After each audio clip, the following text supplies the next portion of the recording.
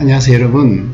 오늘은 여러분이 실시했던 ARQ 진로 진학 준비도 검사에 대해서 함께 알아보는 시간을 갖도록 하겠습니다. 오늘 여러분과 함께 할 저는 어세스타 호남센터장을 맡고 있는 문경춘입니다. 제가 하는 일은 초, 중고 대학에서 심리검사를 보급하고 해석, 상담, 특강하는 일을 하고 있습니다. 자, 오늘 진행할 순서는 다음과 같습니다. 먼저 심리검사란 무엇인지에 대해서 한번 알아보겠고요. 여러분이 실시했던 진로 진학 준비도 검사는 어떤 검사인지, 그리고 우리가 이것을 어떻게 해석하고 활용할 것인지에 대해서 함께 알아보도록 하겠습니다. 자, 준비되셨나요? 자, 먼저 심리검사 이해입니다. 여러분 심리검사 초등학교, 중학교 때 많이 이렇게 실시해 보셨죠? 그렇지만 심리검사는 각기 생각하는 부분이 다를 겁니다. 그렇지만 이 심리검사에서 이야기하는 중요한 부분은 각 검사마다 여러분에게 도움을 주고자 하는 해당 영역에 따라서 정확하게 이해하고 또 전문가로부터 해석을 받아야 될 필요가 있습니다. 왜 그런고 하면 심리검사를 보고 이 결과를 자기 마음대로 또 자기가 생각대로 경험대로 해석하다 보면 결과에 대한 부분에서 도움을 받기보다는 오히려 선입관이 생길 수 있겠고요. 그래서 잘못된 믿음은 오히려 도움이 되지 않는 경우가 있겠죠. 그래서 예를 들면 앞에 보이는 동그라미 안에 있는 그림을 보면 크게 두 가지 그림이 섞여 있는 걸 볼 수 있습니다. 하나는 어때요? 박쥐 그림이 검은 박쥐 문양이 보이기도 하고, 또 한편으로 보면 날개를 단 천사의 모습이 보이기도 합니다.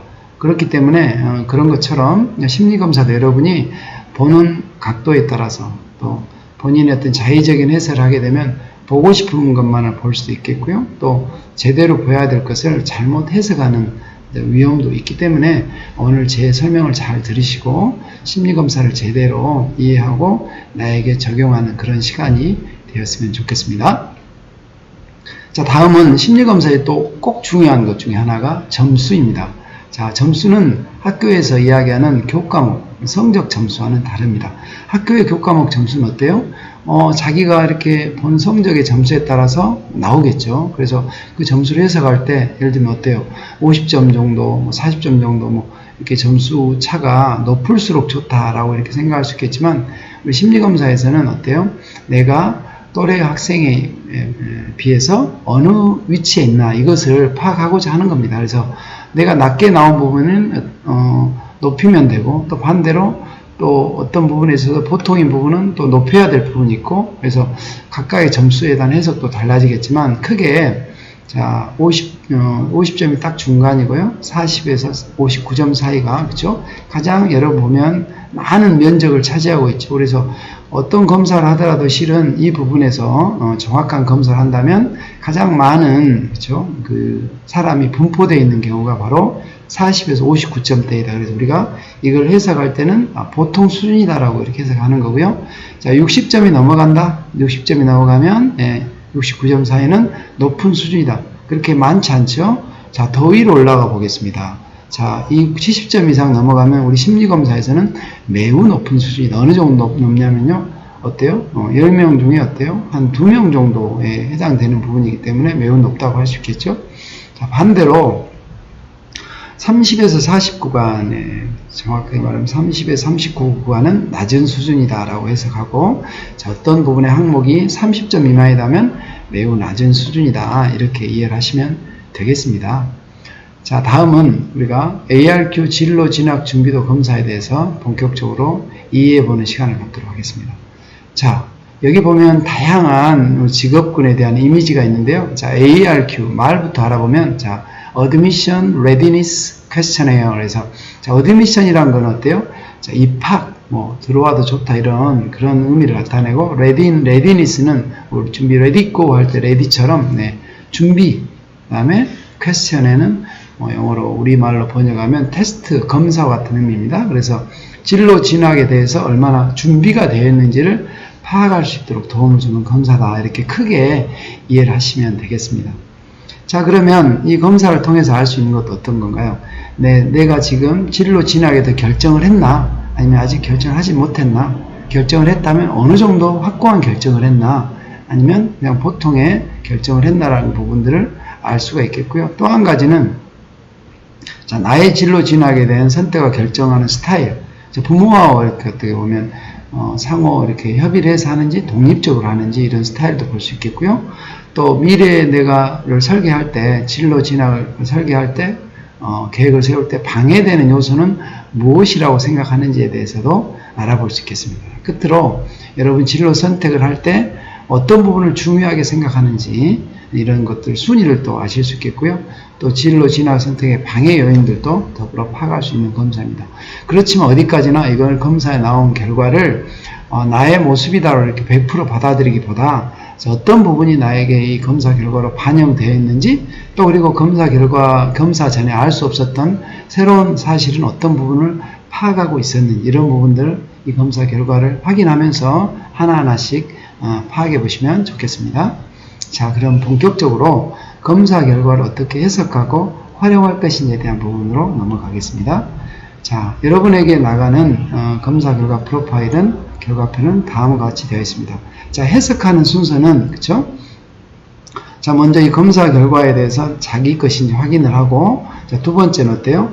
자, 이 타당도 지표라는 게 있습니다. 타당도 지표를 확인하고 그 다음에 세 번째 본인의 진로 진학 종합 유형을 확인한 다음에 네 번째로 가서 어때요? 진로 진학 선택의 우선순위, 미결정 요인에 대해서 확인하고 그 다음에 진로 진학 선택의 우선순위를 확인한 다음에 자, 끝으로 내가 진로 진학 선택의 방해 요인은 무엇인지 확인하는 이 순서대로 보시면 되겠고요. 뒷면에도 약간의 활동지가 있으니까 그 부분은 뒤에서 설명드릴 수 있도록 하겠습니다. 자, 그러면 자, 먼저 타당도 지표를 보시겠는데요. 자, 타당도 지표는 어때요?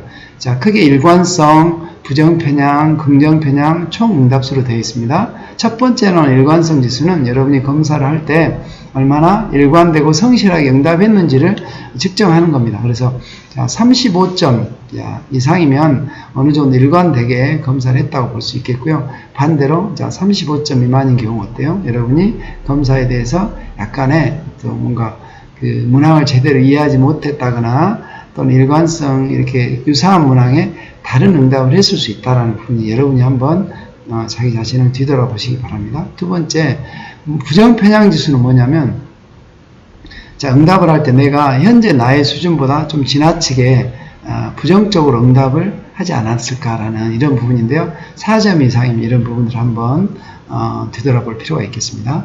다음 긍정편향 지수는 뭐냐면 부정편향 지수와 반대로 문항에 의도적으로 좀 잘 보이려고 하는 그런 경향성을 측정하는 지표가 되겠습니다. 그래서 여러분이 9점 이상이라면 이런 부분을 한번 확인해 보실 필요가 있겠고요. 자, 끝으로 총 응답수는 161문항입니다. 자, 이제 진로 진학 종합유형 제일 위쪽에 좌측편에 있는 부분들을 살펴보겠는데요. 자, 우리 진로 진학 종합유형은 어떻게 구성되냐면 자, 먼저 결정성에 따라서 그쵸? 자, 결정이 되어 있는가? 자, 또 결정이 되어 있지 않는가라는 부분으로 나뉘겠죠. 또는 결정 중인가? 자, 그래서 자, 결정성이 높은 경우는 자, 이 결정 자체가 합리적인지 이렇게 확인해 볼 필요가 있겠고 또 이미 결정이 되어 있다고 한다면 향후의 실행 계획을 구체화시켜 볼 필요가 있겠죠. 자, 반대로 결정성 점수가 낮다. 여기서 중간에 아랫부분에 이렇게 점이 찍혀 있다. 여기든 찍혀 있다고 한다면 내가 결정성이 어떤 미결정된 이유를 파악해 볼 필요가 있겠죠.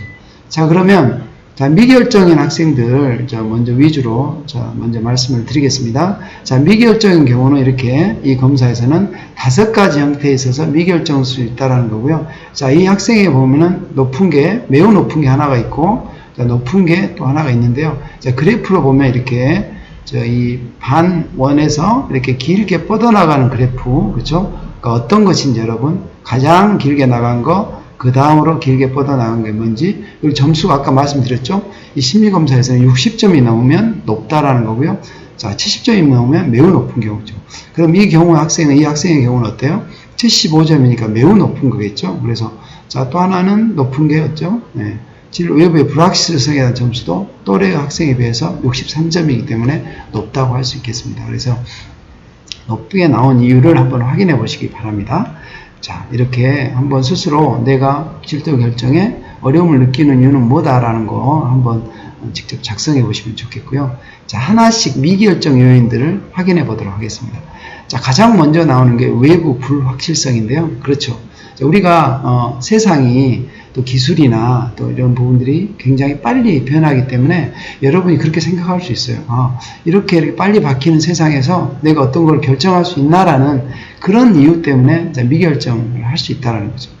그렇지만 여러분이 지금 수준에서 미래에 대해서 좀 더 적극적으로 미래의 직업세계 탐색을 해볼 필요는 있다는 거죠. 만약 이 미래가 바뀌고 있기 때문에 결정을 할 수 없다? 라고 생각할 수도 있겠지만 이런 바뀐 것을 반영해서 미래 세계에 대해서 한번 결정을 해볼 수 있는 거겠고요.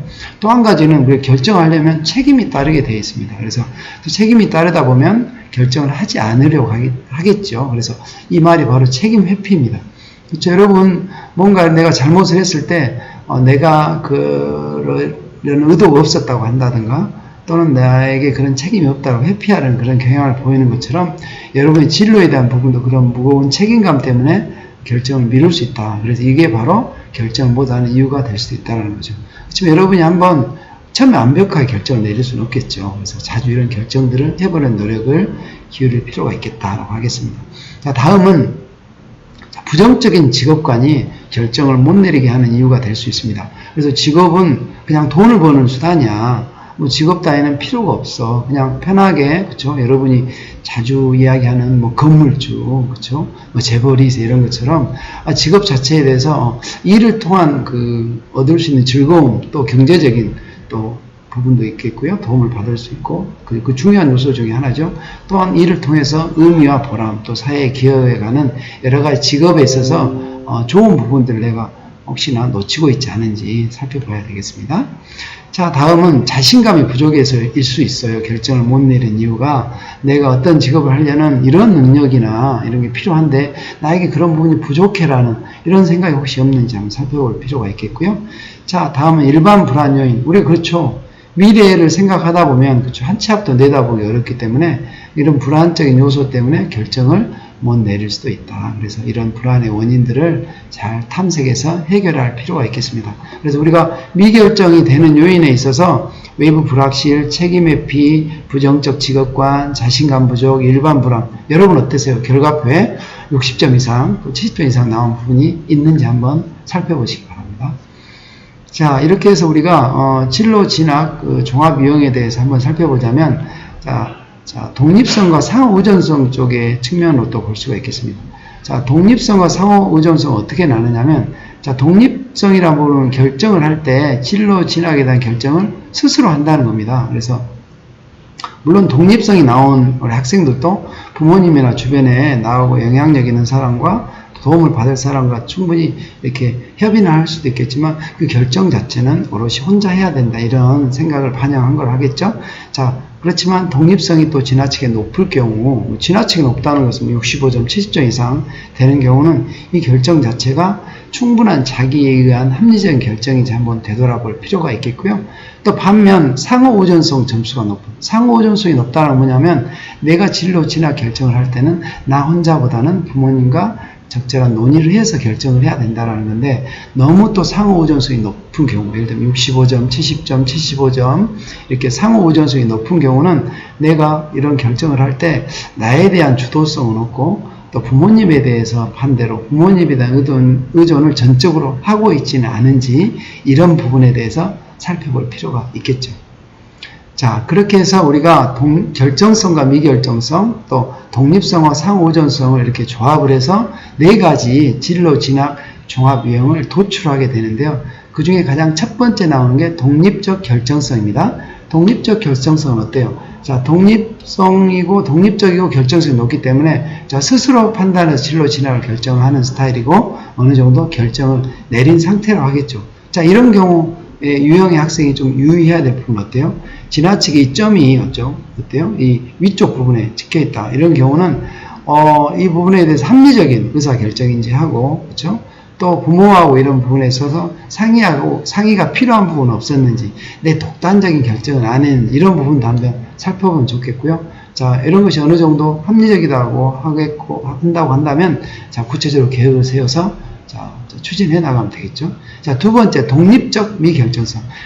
진로를 결정하는 스타일은 독립성이 높은데, 자, 결정성이 이렇게 낮기 때문에 내가 미결정한 요인을 위주로 먼저 살펴봐야 되겠고요. 또, 지나치게 독립성이 높다면, 방금 전에 말씀드린 대로 충분히 합리적인 의사결정을 하기 위한 단계를 거쳤는지, 자기엔 충분히 된 이런 부분들을 살펴봐야겠죠. 다음 세 번째, 상호적 결정성입니다. 자, 결정은 어때요? 독립성은 낮고 결정성은 높은 유형이죠. 그래서 독립성이 낮다는 것은 부모와 상호 의존해서 의사결정을 하는 스타일이기 때문에 너무 부모에게 의존적이지 않는지라는 부분, 그렇죠? 그리고 결정 자체에 대해서 합리적인 결정인지도 한번 살펴봐야겠죠. 자, 마지막 스타일은 어때요? 상호적 미결정성입니다. 자, 어때요? 결정을 하는 스타일은 부모님과 이렇게 서로 의논해서 하는 스타일이고, 그렇죠? 또 결정 자체는 아직 안 돼 있는 상태이기 때문에 너무 지나치게 의존성 점수가, 상호 의존성 점수가 높다면 이런 부분에 자기의 어떤 주도성이 너무 없지는 않는지, 부모에게 모두 맡겨버린 스타일은 아닌지 이런 부분 살펴봐야겠고요. 일단 미결정성이기 때문에 미결정 요인들도 살펴봐야 되겠습니다. 그래서 미결정 요인에 이렇게 높은 점수를 갖고 있는 학생은 방금 전에 설명드린 진로 미결정에 영향을 주는 요소들이 어떤 부분인지 살펴보면 좋겠습니다. 자, 이번에는, 자, 어때요? 여러분이 세 번째로 진로 진학 선택의 우선순위는 어떤 건지. 물론 여러분이 다 알고 있습니다. 내가 어떤 것을 위주로 진로 진학을 고려하는지. 자, 나는 예를 들면 경찰이 되고 싶어. 자, 그러면 경찰이 되고 싶은 데는 원인들을 내 안에서 찾는지, 내 밖에서 뭐 환경적인 요소인지, 아니면 선택을 할 때 주변의 사람들의 권유나 이런 것을 중요시하게 생각하는지, 이런 부분들에 대한 순위를, 자, 1부터 이렇게 매겨놓은 거에 바로 진로 진학 선택 우선순위가 되겠습니다. 그래서 여러분의 결과를 이렇게 쭉 어떤 것이 높은지, 어떤 것이 상대적으로 선택 우선순위 D순위로 가 있는지를 살펴보시기 바랍니다. 자, 하나씩 설명을 해드리자면, 첫 번째, 내적 추동. 말이 어렵습니다. 한마디로 내 안에 있는 것과, 그래서 내 내적인 특성에 대한 부분을 위주로 선택을 하는 겁니다. 그래서, 자, 그것의 첫 번째 나오는 게, 자, 능력이 되겠고요. 그 다음에 흥미, 그 다음에 어때요? 가치.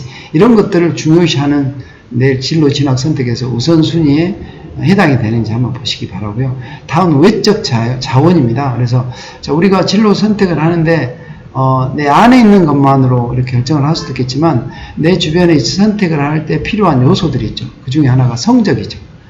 또는 어때요? 경제적인 여건 부분들도 내가 중요하시는지 한번 살펴보시기 바라고요. 그 다음에 네트워크라고 되는데, 이거는 크게 말해 인적 네트워크입니다. 그래서 내가 진로 선택에 영향을 미치는 학생, 내 주변의 사람들을 의미하는데요. 예를 들면 선생님의 권유랄지, 또는 친구나 선배의 권유, 또 부모, 가족의 권유, 이런 부분들을 내가 진로 진학을 선택하는데 중요시한 요소인지 한번 살펴보시기 바라고요. 끝으로 사회 환경입니다. 자, 이런 직업, 전공 이런 것들이 발생하고 소멸하는 이런 사회적인 상황이 내가 진로 진학 선택할 때 고려하는 요소라는 거죠. 예를 들면 취업 전망 또는 성역학 이런 부분들이 해당이 되겠습니다.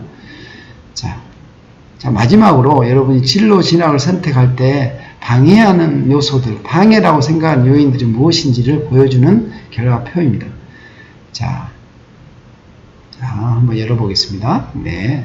자, 그래서 여러분이 뭐 어떤, 성적 고민, 여기 학생의 경우는 높게 나온 게 어때요? 의존적 의사결정. 그래서 여러분이 진로 진학 선택에 있어서 어떤 요소들이 그 어떤 진로 선택을 방해하고 어려움을 주고 있는지를 살펴보실 필요가 있겠습니다. 자, 그래서 여러분이 이제 뭐 이렇게 활동지가 없더라도 내가 진로 진학 선택의 어떤 방해 요인들의 1, 2순위, 그에 대한 이유와 그리고 나의 실천 방안에 대해서 확인해 보시면 좋겠고요. 자, 그래서 1순위, 2순위가 뭔지 다시 한번 체크해 보고 이유는 뭘지, 그리고 이걸 해결하기 위한 나의 중요한 것은 실천 방안은 무엇일지 확인해 보실 필요가 있겠습니다. 자, 그래서 한 가지 어떤 이해를 돕기 위해서 자기의 부족이라는 것이 내가 높게 나왔다면 이거는 어떤 것을 의미하는 거냐면, 예를 들면 이런 거예요. 내가 어떤 직업에 흥미를 느끼는지를 모르겠다. 그죠? 내가 어떤 능력과 또 적성이나 또 흥미를 갖고 있는지 이렇게 모르기 때문에 이런 부분들은 어때요? 이런 것들에 대한 탐색 활동이 필요하겠죠. 그래서 이런 심리검사 흥미검사, 성격검사 또는 자기 자신을 이렇게 자꾸 되돌아보고 주변 사람들한테 이렇게 물어보는 것도 필요하겠죠. 그래서 자기의 부족일 경우는 이런 부분 노력을 기울여 주실 필요가 있겠고요. 두 번째 또 경제적인 외부적인 요건이죠. 그래서 이런 부분이 장애가 된다면 그렇죠. 이런 부분에 있어서 돈이 없고 경제적으로 어렵기 때문에 모든 걸 하기 어려워라고 이렇게 마냥 좌절할 것이 아니라 또 다른 경제적인 부분을 조금 덜 들이더라도 이렇게 할 수 있는 부분들이 있겠죠. 그래서 이런 부분들 적극적으로 정보를 찾아보실 필요가 있겠다는 거고요. 자, 또 중요한 거 있죠. 내가 원하는 것은 있지만 어떤 거기에 필요한 성적이나 이런 게 뒷받침되지 않아서 할 수 없어라고 이렇게 무조건 좌절하고 포기하기보다는 그쵸?